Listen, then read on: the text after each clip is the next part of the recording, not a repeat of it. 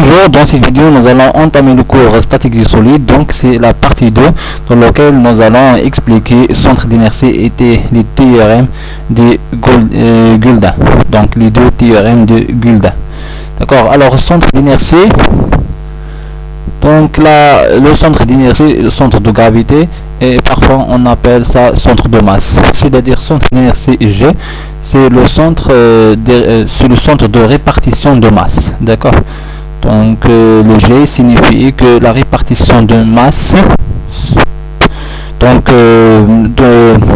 de système, d'accord, par rapport, donc c'est-à-dire la masse du système ou bien d'un solide S, il sera uniformément réparti par rapport à G.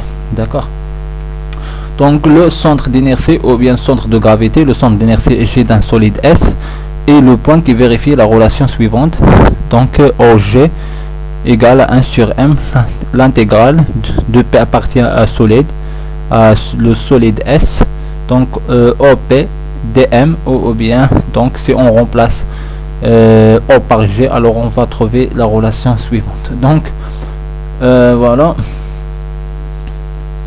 donc centre d'inertie, donc rapidement, centre d'inertie, alors centre d'inertie, centre de gravité,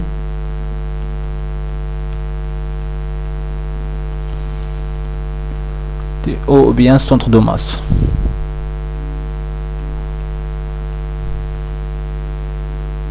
Là, centre d'inertie signifie c'est la répartition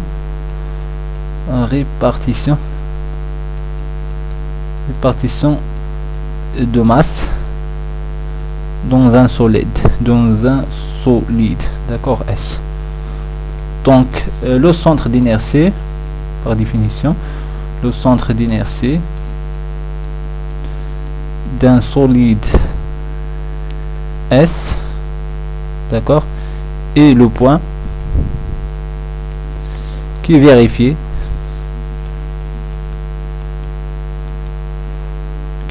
la relation suivante.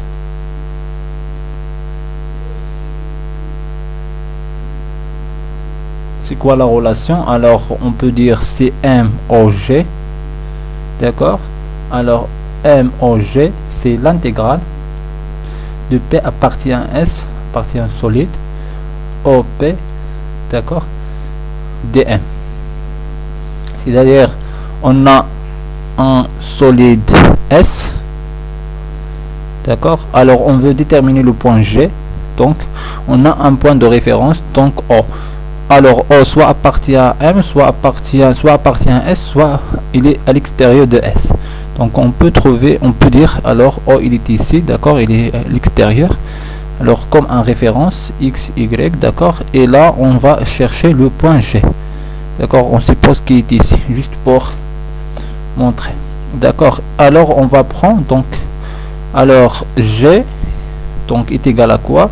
Donc pour trouver le coordonnées de G, on doit appliquer la relation suivante au niveau d'intégrale, d'accord, parce qu'on a un système qui est continu, d'accord, c'est-à-dire le solide ici il est continu, d'accord. Donc là on va prendre aléatoirement le point P qui appartient à S, P il est ici quelque part ici dans S, et donc G est égal à quoi? OG, d'accord, fois M, la masse totale de solide S, alors ça c'est la masse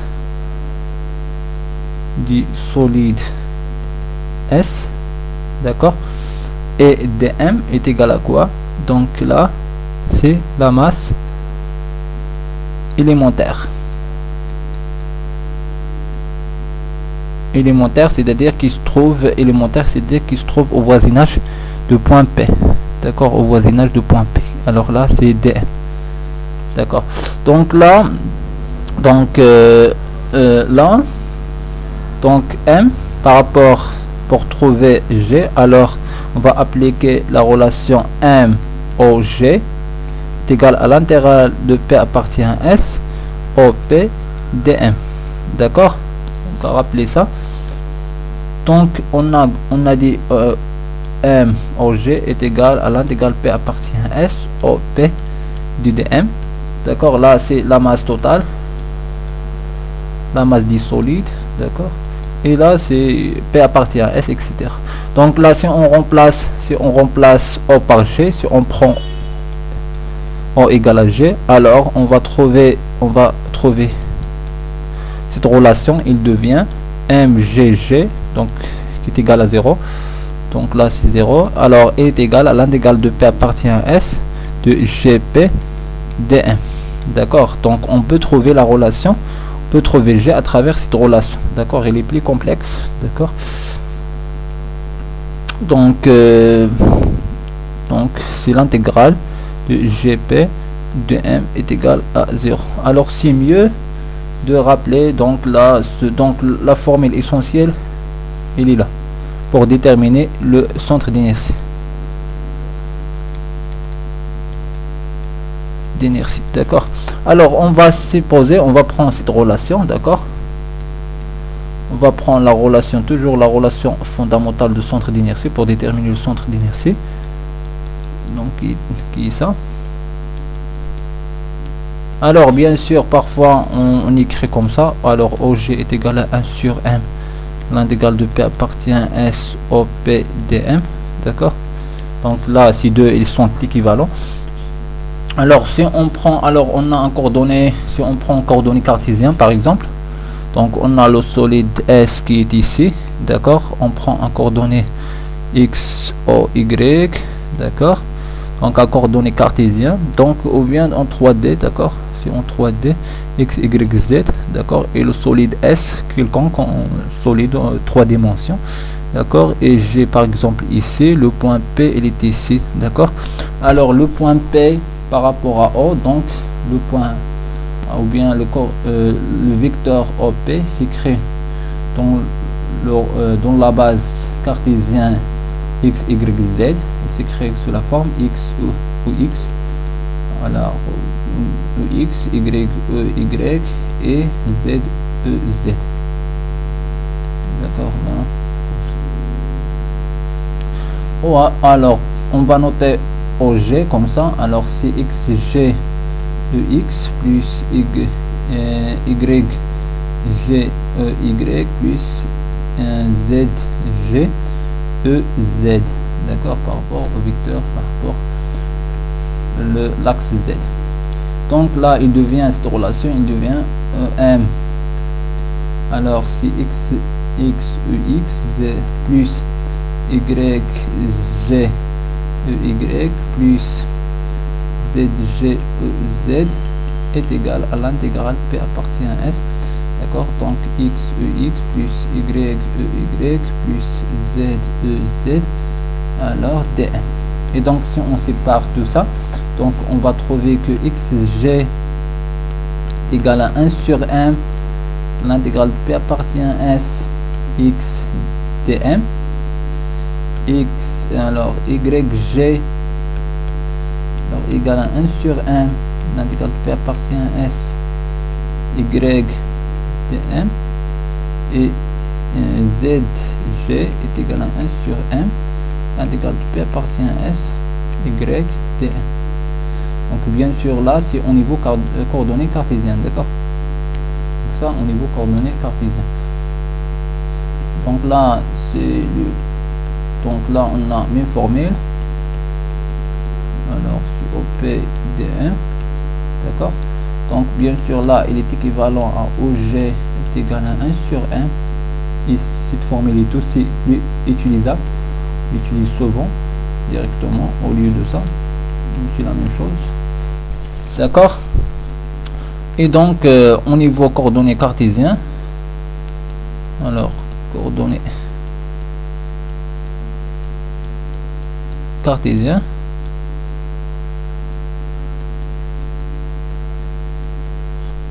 ok, donc là on a quoi? Alors on a les coordonnées de G, donc si on note XG, YG, ZG, donc il devient, on va trouver XG égale à 1 sur M, l'intégrale de P appartient à S, donc c'est X dm.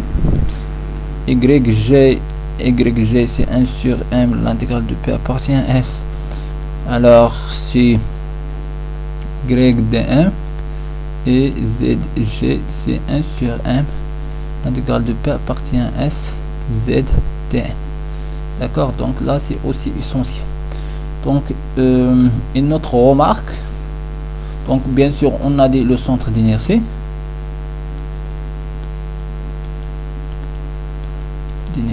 donc là signifie quoi? Le centre d'inertie G, c'est centre de répartition de masse.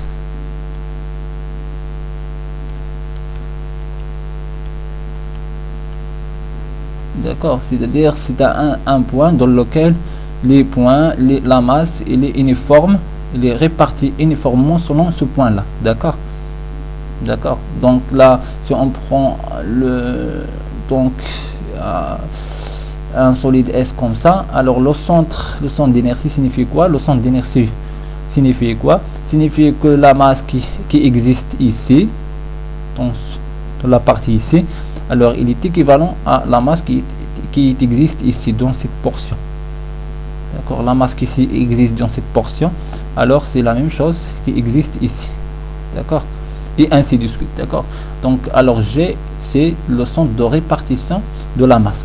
Donc c'est pourquoi on dit lorsqu'on a des symétries, alors le symétrie c'est essentiel. Symétrie, alors son symétrie il est essentiel. Par exemple, alors si on a un rectangle solide qui est comme ça, rectangle, alors on va dire donc directement par symétrie, alors on va dire que G ici. Pourquoi G ici? Parce que on a plusieurs symétries. On a un symétrie sur un plan, le plan comme ça, alors on a les symétries, donc cette partie et cette partie il est symétrique, donc le centre d'inertie se trouve ici. D'accord, si on prend une autre symétrie comme ça, un autre axe comme ça, donc puisque cette partie il est symétrique à cette partie, donc il se trouve ici. D'accord, l'axe horizontal et donc l'intersection, donc G il est ici. D'accord, donc par exemple si on a, c'est juste pour départ, donc si on a une forme qui est ici comme ça, donc automatiquement on dit en raison de symétrie,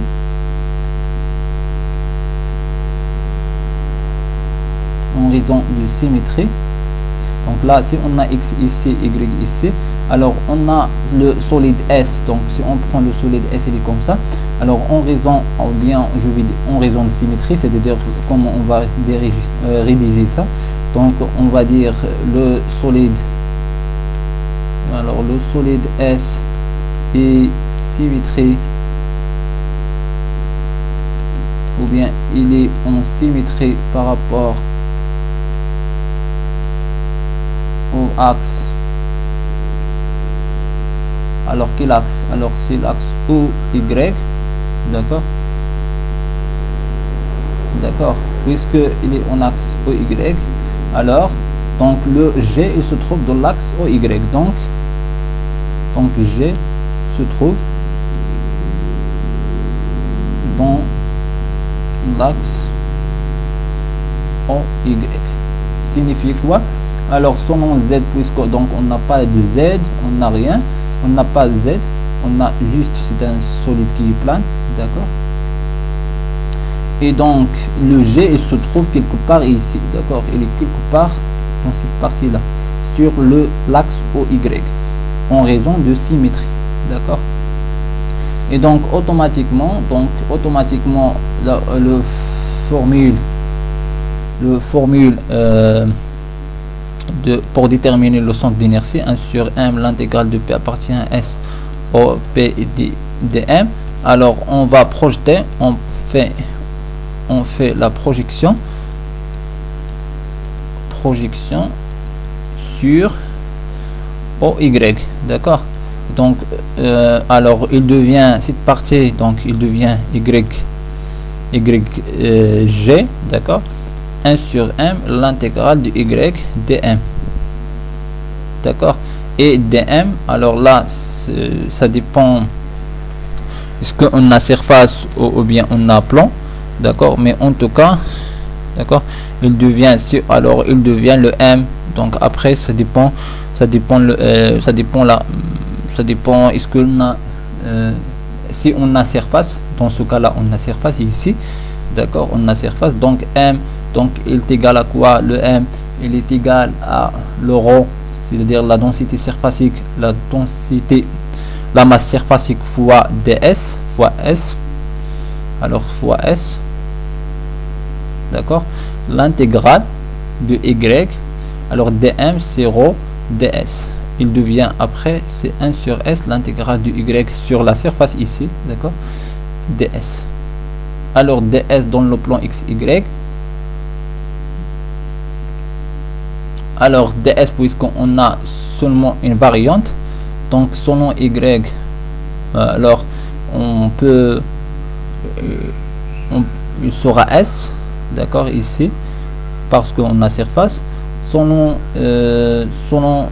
x, donc selon x, alors on a l'intégrale de 0 jusqu'à L ici par exemple, alors c'est l'intégrale ici puisqu'on n'a pas, donc alors il sera constante, donc R par exemple. Alors là c'est, pardon, ah, voilà, donc c'est R, l'intégrale y, et là on a le y, d'accord, dy, et après donc ça dépend de la géométrie, d'accord.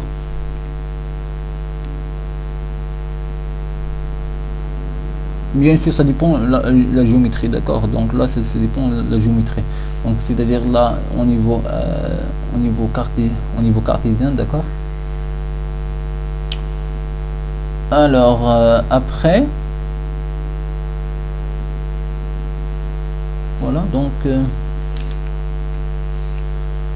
voilà donc au niveau de symétrie, donc juste remarque concernant symétrie, voilà donc au niveau de symétrie, donc il simplifie les choses.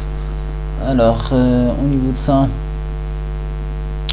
voilà, par rapport à plusieurs systèmes, alors si on a, alors le centre d'inertie de plusieurs systèmes,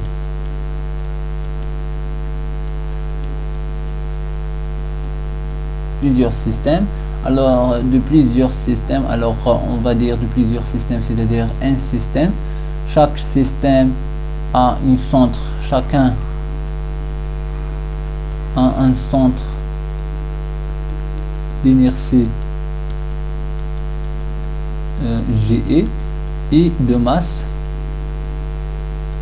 MI, d'accord. Donc le centre d'inertie, donc c'est la sommation de I égale à 1 jusqu'à n de MI fois OG est égal à la sommation de MI, d'accord, I égale à 1 jusqu'à n, d'accord, OGI. Alors il est simple, d'accord, c'est la même chose, donc là signifie la masse totale et là la masse de chaque élément, d'accord. Donc OG est égal à quoi? Est égal à 1 sur, donc la sommation de 1 sur n MI OGE sur la masse totale est égal à 1 sur n du MI. Alors bien sûr là on peut noter ça est égal à m, et m c'est la masse totale de système.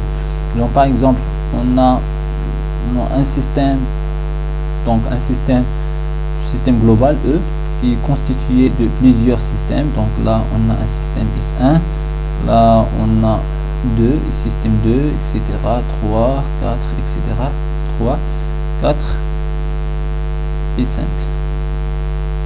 Alors chaque système a un centre d'inertie, alors G1, G2, G3 et G4, G5 ici, alors G5, G3, etc. Et chaque système a une masse, M4, M1, M2, M3, M4, d'accord. Donc pour déterminer le centre d'inertie dans le système E, donc le centre d'inertie par rapport bien sûr à O, d'accord, donc est égal à quoi? C'est simple, donc c'est la somme, donc on va appliquer cette relation, d'accord, qui est, alors OG c'est la sommation de MI fois OGE, d'accord, de la masse de chaque système fois O fois le vecteur OGI, alors sur la masse totale, d'accord. Maintenant, on va passer vers théorème, théorème de Guldin. Alors, on a deux théorèmes de Guldin. Donc, ils se ressemblent bien sûr. Donc, les théorèmes de Guldin, donc les deux théorèmes de Guldin, donc sont utilisés. Donc, ils permettent dans certains cas une détermination rapide de la position du centre de masse. D'accord? Ils s'énoncent de la façon suivante. Attention au niveau d'ici, donc le théorème du Guldin, donc il est rapide lorsqu'on on est capable de ou bien on a des surfaces, c'est-à-dire soit on sait la surface ou bien le volume de l'élément qu'on veut déterminer le centre d'inertie, d'accord. Il sera rapide. Donc là, le premier théorème de Guldin, donc le premier théorème de Guldin, donc il dit quoi? Donc on a la ligne ici. Alors on a quoi? On a au départ, alors je vais aller directement ici. Alors premier théorème de Guldin. Alors on a quoi? On a au départ un solide, donc un solide qui est comme ça. Je vais faire un solide qui est comme ça, d'accord, un solide qui est comme ça. Alors là, je vais faire centre de rotation comme ça, et après alors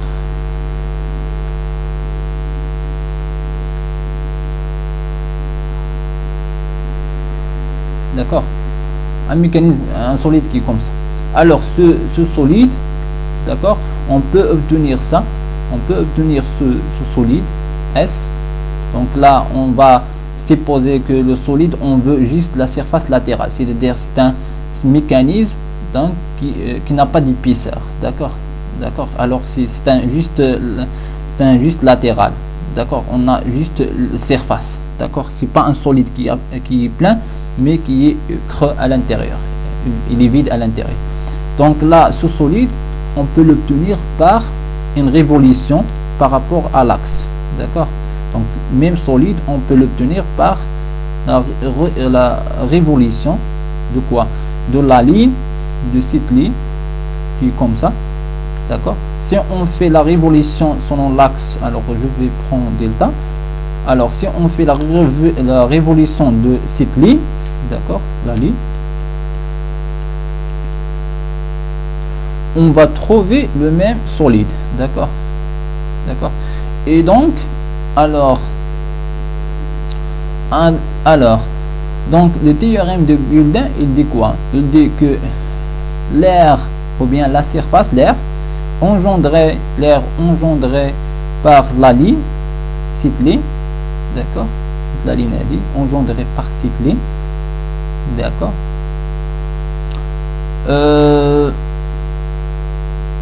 Par rapport, je vais dire le théorème exact. Alors l'air engendré par la ligne plane, donc cette ligne là, de masse linéique constante, donc la ligne a une masse linéique, donc qui est constante mu, d'accord, une masse linéique constante mu, d'accord. Alors d'un axe autour tournant autour d'un axe de son plan ne le traverse pas, donc l'axe de rotation comme ça ne traverse pas, c'est-à-dire ne coupe pas la ligne de cette ligne qui va engendrer la surface, d'accord. Alors donc l'air qui sera engendré est égal à quoi? Est égal à le produit de la longueur, le produit de la longueur de la ligne fois le cercle fois le primitif, d'accord, le périphérique de cercle décrit par son centre d'inertie, d'accord. Donc signifie quoi? Et il donne cette relation. Donc signifie quoi? Donc là on a la ligne qui est égale, donc la ligne il va engendrer l'air, Donc si on fait, alors on a l'axe qui est ici, on va prendre l'axe, on va prendre un plan, d'accord. Donc lorsque on va faire la rotation de cette ligne par rapport à l'axe, et donc l'axe ne doit pas couper, c'est-à-dire on ne doit pas couper la ligne, d'accord, on ne doit pas traverser, et donc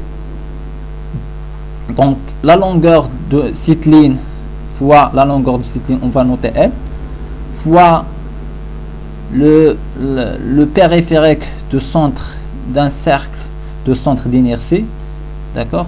Donc c'est-à-dire quoi, c'est-à-dire fois un centre d'inertie, d'accord, G, d'accord. Donc on a un cercle qui est ici, d'accord, et donc le périphérique de ce cercle est égal à quoi, est égal à 2p fois quoi, fois le rayon.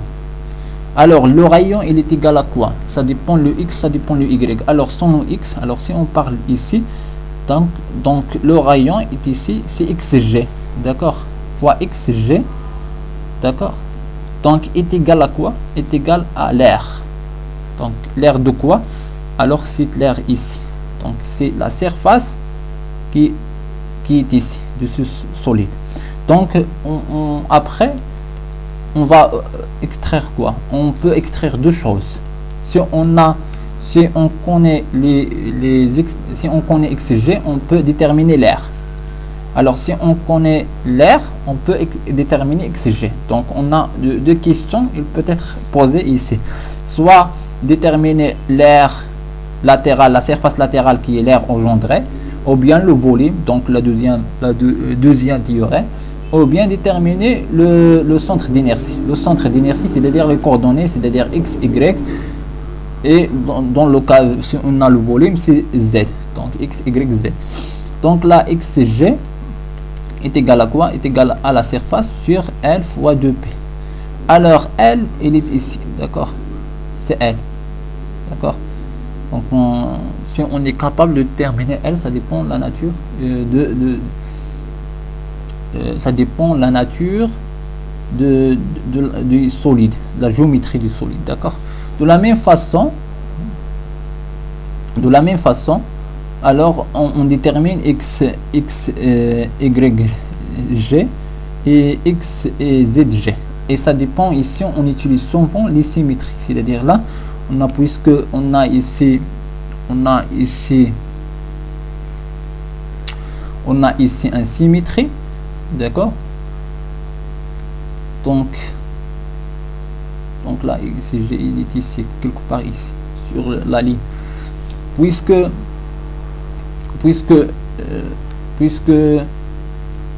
on a l'axe de symétrie, et donc automatiquement le G il se trouve sur cet axe, d'accord. Alors G il se trouve ici, d'accord. Et pour déterminer G, on va faire quoi, on détermine le rayon, c'est-à-dire on a plusieurs rayons, d'accord.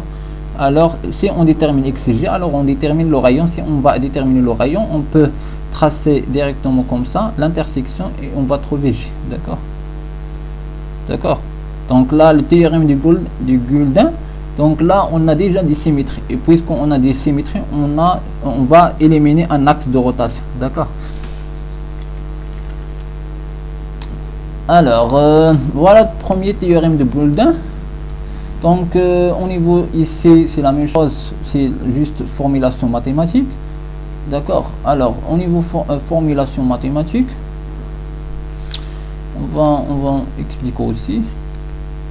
Au niveau formulation mathématique, alors on a le x il est ici, le y il est ici, alors on va supposer l'air qui est ici, d'accord. On a le point P qui est là et xg, d'accord, bien YG. Alors le centre d'inertie,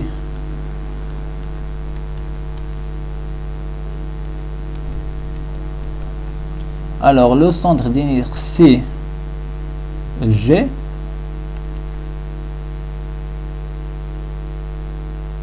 alors G, donc par définition, alors OG égale à 1 sur m l'intégrale de EP dm, d'accord.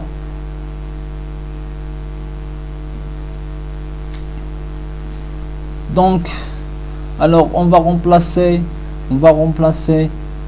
le dm par sa formule, puisqu'on a ici une densité masse, donc c'est-à-dire on a masse linéaire, et donc la dm est égale, puisque masse linéaire, dm est égal à mu fois dl. D'accord, et là on va remplacer ça, donc m total égale à u fois l. D'accord, c'est la longueur totale, et donc si on remplace m et on remplace dm, on va trouver 1 sur l, l'intégrale de ça. Voilà, on a une justification. Alors projection sur yz, sur la projection sur quoi? Alors pourquoi la projection sur ça? C'est tout simplement parce que on a ici, on va faire la rotation selon x. Lorsqu'on va faire la rotation selon x, il est tout comme ça, d'accord, la rotation selon x, donc on va engendrer ça. Et lorsqu'on va engendrer ça, et là signifie quoi? Signifie qu'on a une symétrie selon x, d'accord, puisqu'on a une symétrie selon x, et donc le g se trouve ici. Donc le g, attention, au niveau de ça, alors g il se trouve sur l'axe OX, d'accord.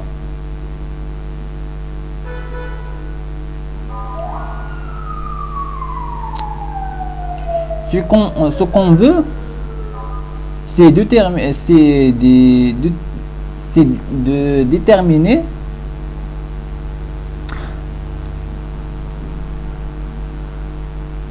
déterminer donc là c'est au niveau de ce solide qui est ici, d'accord, on va faire. Donc dans ce cas là on a le g et se trouve ici, d'accord. Alors on veut faire au départ déterminer la position de g. Donc lorsqu'on va déterminer la position, il suffit de déterminer la position de quoi, de yg, d'accord. Alors peut tracer pour trouver g. Donc g on a ici, d'accord, puisque on a cette partie appartient à la ligne, d'accord, et donc g par rapport la densité surfacique de cette partie là, d'accord, ou bien le système qui est ici, le système qui est en rouge, d'accord, oubliez le bleu, donc le système qui est en rouge, donc sa densité, donc ou bien son centre d'inertie, il sera déplacé par rapport à ce point là par YG, d'accord. Et donc on va trouver la relation suivante, donc l'air engendré par la rotation. Donc après la projection sur ça, on va trouver cette formule là, donc le formule ici. Bien sûr la formule, donc on doit être capable, pour déterminer YG, on doit être capable de faire l'intégrale, d'accord, par rapport à DDL, d'accord. Et là donc on doit avoir une connaissance sur les surfaces élémentaires, donc sur les surfaces, sur ici ce sont des lignes élémentaires, d'accord, et les surfaces élémentaires et les volumes élémentaires après, d'accord. Donc on applique la formule suivante. Donc la formule au niveau théorème, premier théorème du Guldin, donc là il est simple, c'est 2p fois, donc là c'est g, soit xg soit yg, d'accord. Ça dépend l'axe, ça dépend le plan de rotation. Alors là si on fait la rotation selon x, alors c'est yg, c'est l'inverse, d'accord. Si on fait la rotation, déterminer juste l'axe des révolutions ou bien de rotation. Donc là ici par exemple on a l'axe de rotation c'est x, alors il devient y ici, parce que là on veut déterminer le g qui se trouve ici, et donc c'est yg, d'accord.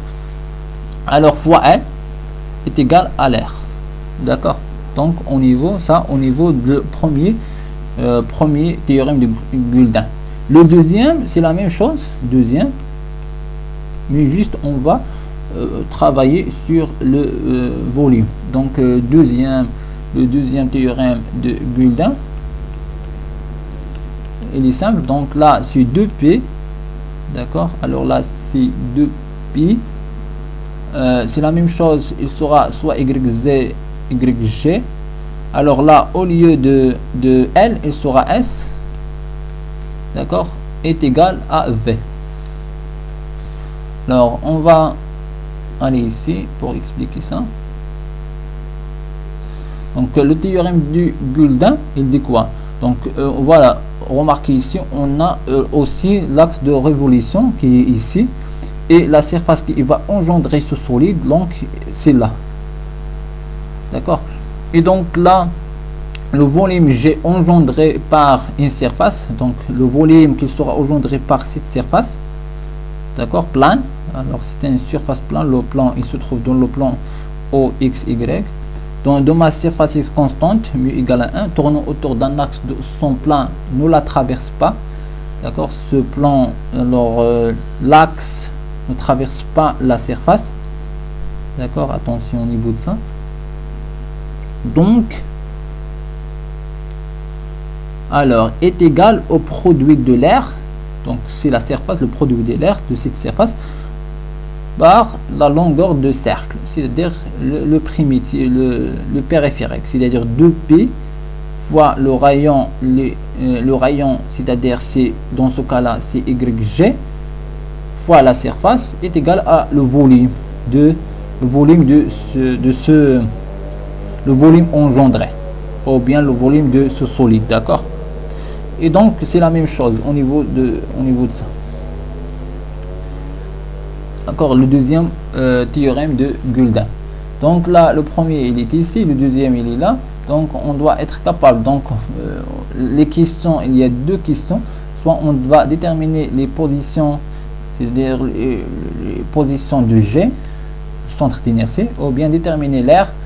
Là c'est la surface latérale, on appelle ça surface latérale, ou bien déterminer le volume ici, d'accord. Et après on doit être capable, donc là on doit avoir pour calculer soit YG, pour déterminer et calculer YG ou bien déterminer YG, on doit être capable de calculer l'intervalle, d'accord, ou bien c'est-à-dire on est capable de déterminer l'air ou bien déterminer le volume, d'accord.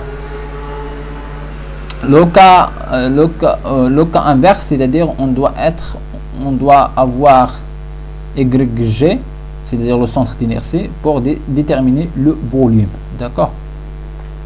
Attention au niveau ici, c'est-à-dire on travaille souvent par rapport aux symétries, donc là on parle ici, on a des symétries, d'accord, c'est-à-dire l'axe de révolution, donc on a une symétrie par rapport à le plan.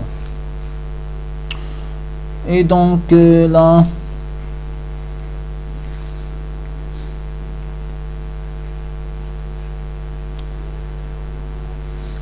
alors au niveau des applications, on a déterminé le centre d'inertie de cône, alors plane homogène, donc là il était plein, d'accord. Là on va pas déterminer à travers, on va par l'application de l'intégrale, d'accord, c'est-à-dire pour déterminer le centre d'inertie G, alors on va appliquer la relation directe, la relation directe, c'est-à-dire OG est égal à M l'intégrale de OP ds dm, d'accord. Et on veut donc là pour déterminer ça, alors on va déterminer est-ce que la première question, est-ce qu'on a une surface, est-ce qu'on a un volume, ou bien surface, ou bien on a ligne, c'est-à-dire est-ce qu'on a un volume, un corps qui est plein, un solide plein, ou bien surface, c'est-à-dire juste une surface latérale, ou bien on a un simple ligne, d'accord. On n'a pas d'autres dimensions, on a une simple dimension. Alors ici dm, donc dm il sera quoi, il sera rond fois dv. Alors là c'est la densité volumique, et là le volume élémentaire, et là c'est la masse élémentaire. Ici on a c'est mu ds, et là on a m égale à l'unique lambda dl. Et les volumes, alors le volume, pour déterminer le volume ici, le volume élémentaire, donc là ce sont des déplacements élémentaires. Alors là c'est le volume élémentaire,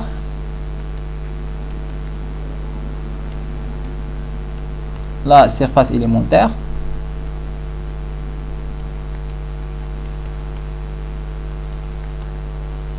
Et là, on a déplacement élémentaire. Pardon, c'est pas... Ah oui, déplacement, on peut déplacement élémentaire ou bien donc surface déplacement unique, c'est-à-dire déplacement unidirectionnel selon une direction, une seule direction, donc élémentaire. Et là, donc là, pour déterminer dv, ds, pour déterminer dv, ds ou bien dl, donc bien sûr on a ici trois dimensions, c'est-à-dire là on va utiliser trois coordonnées.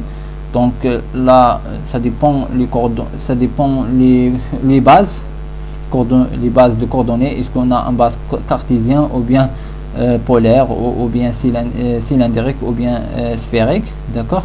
Et donc là on va consommer les trois variables, d'accord. Là on a trois variables, là on a deux variables et là on a un variable, d'accord. Là on a deux et là on a trois variables, c'est-à-dire au niveau de dv on va consommer toutes les variables. On a ici deux variables et on a un seul variable. Au niveau on va passer directement vers ici.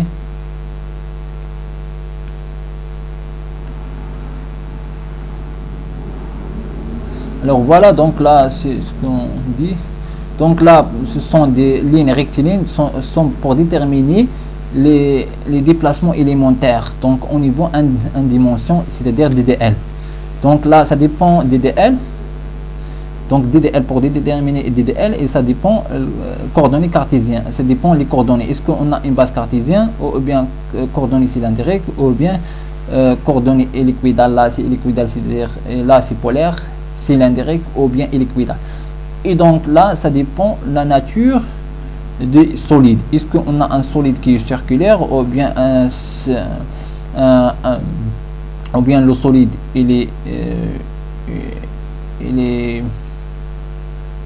est rectangulaire comme ça, d'accord. Donc c'est-à-dire il est facile de l'exprimer en fonction de x, y, ou bien c'est circulaire ou bien sphérique, etc. C'est-à-dire ça dépend la nature du système.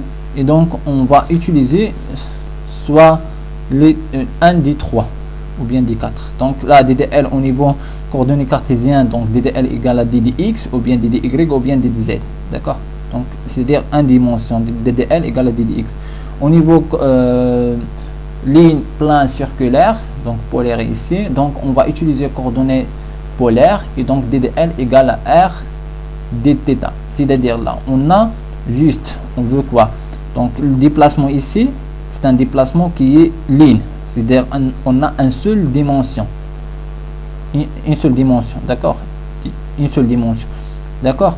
Et donc là le rayon il est fixe, c'est-à-dire θ qui varie, d'accord. Et là on a circulation, on a une variation d'une seule dimension qui est θ, d'accord. Et donc ddl égale à r qui est constante sur le rayon et θ qui varie de 0 jusqu'à l'extrémité, c'est-à-dire soit p, soit du p, etc. Ligne hélicoïdale, donc ddl égale à r dθ sur cos alpha, parce que on tourne autour de z, d'accord. D'accord. Donc là on a trois, on a ligne rectiligne, ligne polaire. Alors là on doit savoir ça. Et on a cette formule au niveau hélicoïdal avec alpha, c'est l'angle d'hélice, d'accord. Hélicoïdal, c'est-à-dire il est comme ça, en sorte de ressort, d'accord.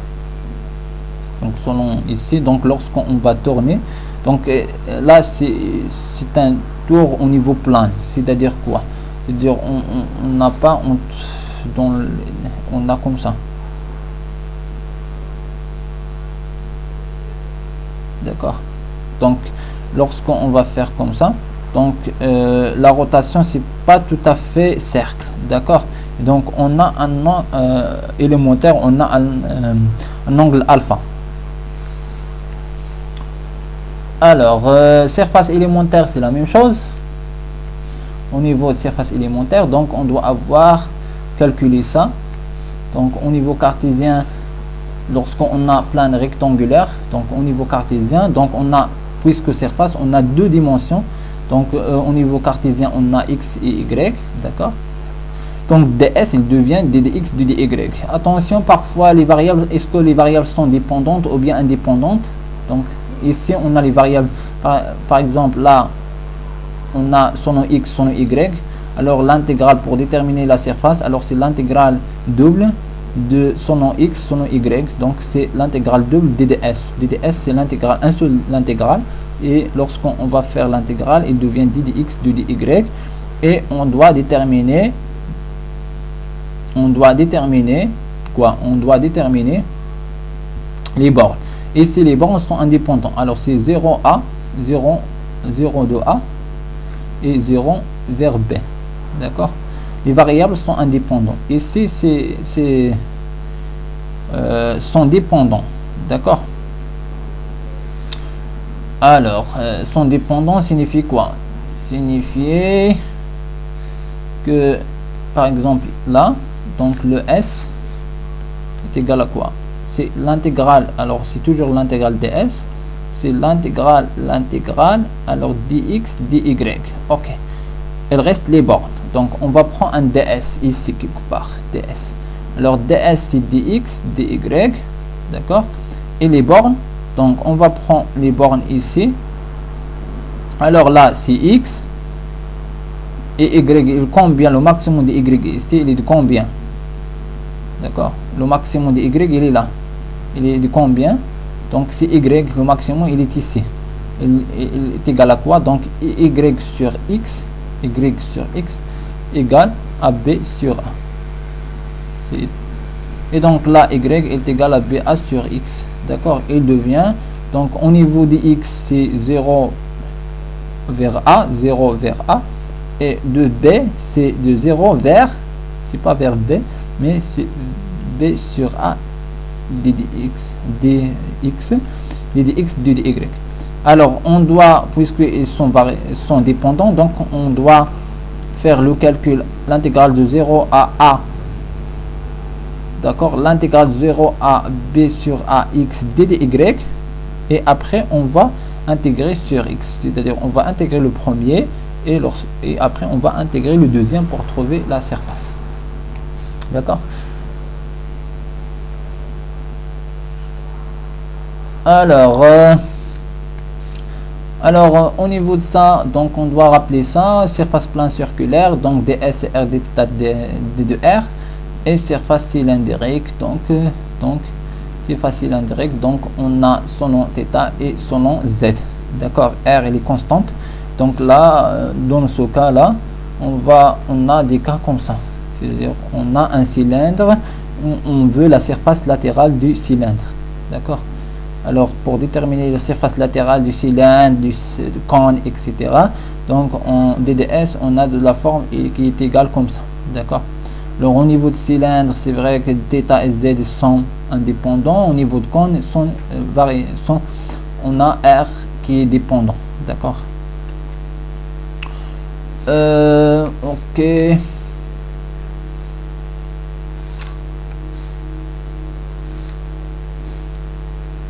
Et après donc on a surface sphérique, donc là c'est la surface latérale d'une sphère, et après on a volume élémentaire, donc volume cylindrique, volume sphérique, et on a aussi volume cartésien, c'est-à-dire dx, dy, dz. D'accord, au niveau cartésien, donc ddv c'est dx, dy, dz. Au niveau cylindrique, alors on a ici, puisqu'on a des volumes, on a les trois, on va utiliser les trois variables. Alors il sera r dr dθ dz. D'accord. Au niveau sphérique, alors dv est égal à quoi? Donc c'est r carré, d'accord, sinus phi d phi dθ. Alors phi il varie de 0 à pi, et θ varie de 0 à 2π. D'accord. Donc rappelez ça, donc la relation finale il est ici. D'accord.